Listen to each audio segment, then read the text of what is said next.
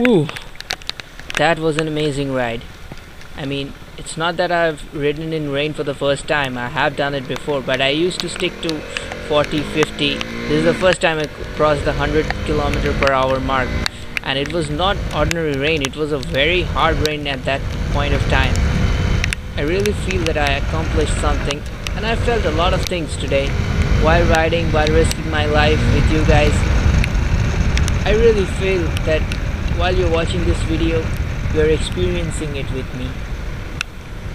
I mean, as I go in through this corner, and we're only a couple of corners away from our destination.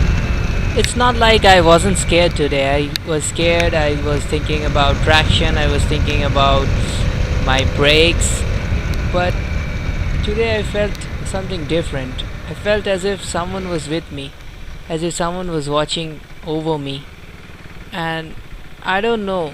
I mean, it's not that I am too much of a religious person, but today, because I was recording it, maybe I thought that all of this while all of my viewers and my friends were with me, because I would be able to share this ride with them.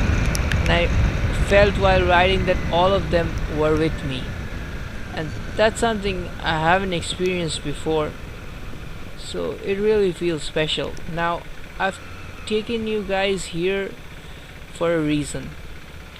I decided to end the ride here because this has a really breathtaking view. I mean, so close to the city, and it really feels something else. I mean, it was just about 15-20 minutes drive from my place, and look at this place, as if the entire environment has transformed. After rain, I think it looks more beautiful with the ripples on water, the two tall buildings in the background. I mean, they're just adding to the view.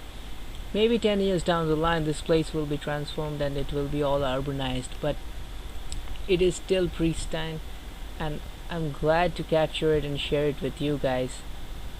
So now I'm going to head back. Once again, thanks for watching and being with me through this shoot. I really appreciate it, and I'm really glad to share it with you guys. Thank you.